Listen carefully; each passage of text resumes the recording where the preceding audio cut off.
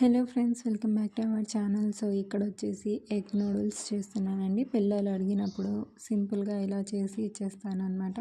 So ఇక్కడ ముందుగా మనము నీళ్ళను వేడి చేసుకోవాలి. అందులో ఉప్పు, ఆయిల్ వేసుకొని బాగా నీళ్ళను మరిగించుకోవాలి. సో ఇలా నీళ్ళు మరిగేటప్పుడు అందులో నూడిల్స్ వేసేసుకోవాలి.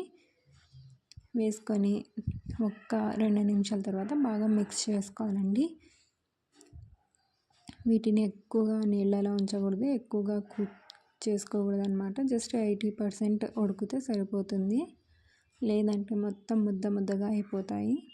సో ఇలా విడివిడిగా చేసుకుంటూ మనం వీటిని మిక్స్ చేసుకోవాలి.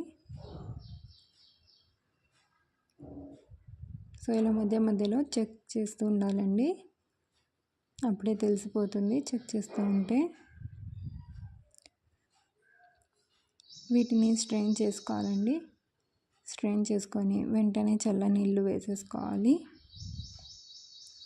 లేదంటే మొత్తం ముద్దలా ఇంకా కుక్ అయిపోతాయి హీట్కి, అండ్ ముద్దలా అయిపోతాయి. సో అందుకని వీటిని స్ట్రెయిన్ చేసుకొని అందులో చల్ల నీళ్ళు వేసుకొని సైడ్ పెట్టేసుకోవాలి.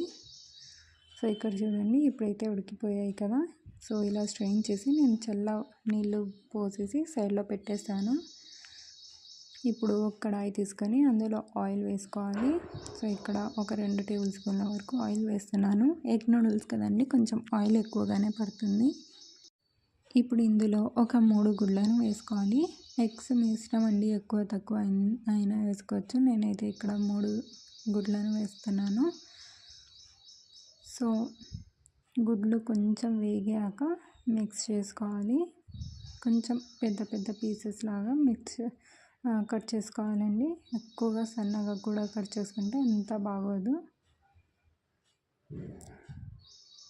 సో ఇలా కొంచెం ఉడికిన తర్వాత వీటిని కొంచెం పెద్ద పీసెస్ లాగా కట్ చేసుకోవాలి.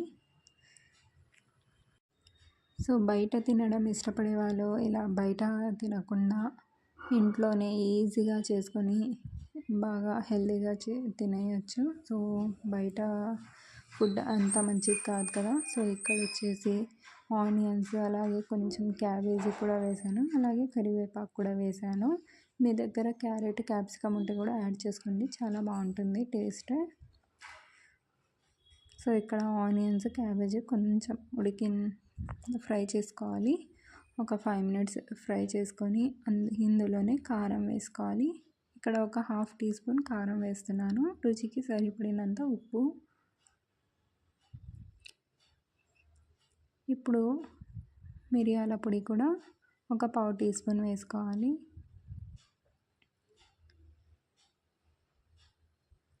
ఇది వచ్చేసి సోయా సాస్ వేస్తున్నానండి. ఒక టేబుల్ స్పూన్ సోయా సాస్ వేసాను. అలాగే వెనిగర్ కూడా ఒక టేబుల్ స్పూన్ వేసుకున్నాను. అలాగే చిల్లీ సాస్ కూడా వేసుకోవాలి, ఒక టేబుల్ స్పూన్ చిల్లీ సాస్. అలాగే టమాటో సాస్ కూడా ఒక టేబుల్ స్పూన్ వేసుకోవాలి. ఇప్పుడు టేస్ట్ సాల్ట్ కొంచెం వేసుకోవాలి. అలాగే ఇది వచ్చేసి నూడిల్స్ మసాలా అండి, జస్ట్ 10 రూపీస్లోనే వచ్చేసింది నూడిల్స్ మసాలా. అది ఒక టేబుల్ స్పూన్ వేసాను. వేసి బాగా మిక్స్ చేసుకొని ఇందులో నూడిల్స్ యాడ్ చేసుకోవాలి. నూడిల్స్ చేయడం ఈజీనే కానీ కలపడం మాత్రం కొంచెం కష్టం అన్నమాట. సో ఇలా మొత్తం బాగా మిక్స్ చేసుకోవాలి. కొంచెం టైం అయితే పడుతుంది మిక్స్ చేయడానికి.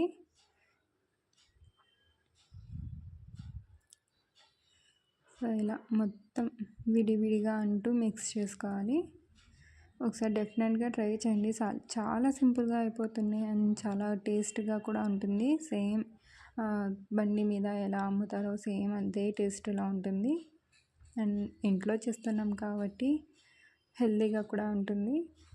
సో ఒకసారి పిల్లలు అడిగినప్పుడు ఇలా డెఫినెట్గా ట్రై చేసి సింపుల్గా ఇచ్చేయండి. బయట కన్నా ఇంట్లో చేసుకుని తినడం బెస్ట్ కదా. సో వీడియో నచ్చితే మా ఛానల్ని సబ్స్క్రైబ్ చేసుకొని అలాగే పక్కనే ఉన్న బెల్ బటన్ను యాక్టివ్ చేసుకుంటే నేను పెట్టే ప్రతి ఒక్క వీడియో నోటిఫికేషన్ మీకు వస్తుంది. అలాగే రెసిపీ సింపుల్ అండ్ యూస్ఫుల్ అనిపిస్తే కనుక వీడియోని తప్పకుండా లైక్ చేయండి. లైక్ చేయడం వల్ల వీడియో ఇంకొంతమందికి రీచ్ అవుతుంది. సో చూసారు కదా. Okay friends, thanks for watching.